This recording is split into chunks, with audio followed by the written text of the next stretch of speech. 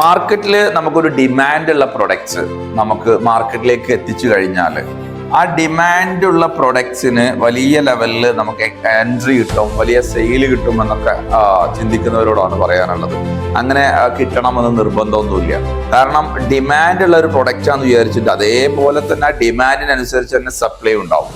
അപ്പൊ ആ സപ്ലൈയും അതുപോലെ തന്നെ ഉണ്ടാവും.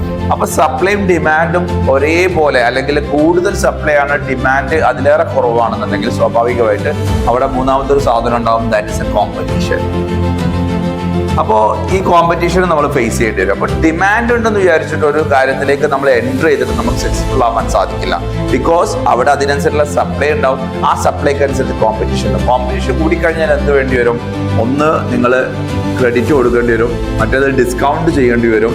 അതേപോലെ തന്നെ നിങ്ങൾക്ക് ഒരുപാട് ടൈം നിങ്ങൾക്ക് ഡിലേ ആവും ആ കാര്യം നിങ്ങൾക്ക് നേടിയെടുക്കാൻ വേണ്ടിയിട്ട് അല്ലെങ്കിൽ വിജയിക്കാൻ വേണ്ടിയിട്ട്. സോ അങ്ങനെ കോമ്പറ്റീഷൻസ് ഫേസ് ചെയ്യുന്നുണ്ടെങ്കിൽ ഡിമാൻഡ് ഉള്ള പ്രൊഡക്ട്സിൽ നമ്മൾ സപ്ലൈ ഉള്ള ഒരു സാധനത്തിലേക്ക് നമ്മൾ എൻ്റർ ചെയ്യുമ്പോൾ അവിടെ വളരെ ശ്രദ്ധിക്കേണ്ട ഒരു കാര്യം, ഒരു കസ്റ്റമർക്ക് 3 രീതിയിലാണ് നമുക്ക് ആ പ്രൊഡക്ട്സിനെ കൊടുക്കാൻ പറ്റും. ഒന്നെന്ന് പറയുന്നത് കസ്റ്റമർക്ക് ആ പ്രൊഡക്ട്സിൽ നമുക്ക് ഡിഫറൻഷിയേഷൻ USP കൊണ്ടുവരിക എന്നുള്ളതാണ്. രണ്ടാമതൊരു കാര്യം എന്ന് പറയുന്നത് അത് കൊടുക്കുന്ന രീതി, സർവീസിൽ മാറ്റം വരുത്തുക. മൂന്നാമത് അതിന്റെ എക്സ്പീരിയൻസ്. ഇപ്പൊ ഒരു ഷോറൂമിലേക്കാണെങ്കിൽ ആ ഷോറൂമിന്റെ എക്സ്പീരിയൻസ് ചേഞ്ച് ചെയ്യാം, അവിടെ വരുന്ന ആളുകൾക്ക് കിട്ടുന്ന ആംബിയൻസ് മാറ്റം വരുത്താം. ഇങ്ങനെ ഏതെങ്കിലും ഒന്നില് നമ്മൾ ആ യുണീക്ക്നെസ് കൊണ്ടുവരാതെ ഡിമാൻഡ് ഉണ്ടെന്ന് വിചാരിച്ച് ചാടി പുറപ്പെട്ട് കഴിഞ്ഞാൽ പിന്നെ അവിടെ സപ്ലൈ കൂടിയത് കൊണ്ട് കോമ്പറ്റീഷൻ മാർക്കറ്റിലേക്ക് നമ്മൾ ചെല്ലാതെ ആ റെഡ് ഓഷൻ മാർക്കറ്റാണ്, പ്രോഫിറ്റ് ഉണ്ടാവില്ല, ക്യാഷ് ഫ്ലോ നെഗറ്റീവായി മാറും, നിങ്ങൾ ഫെയിലിയർ ആവും.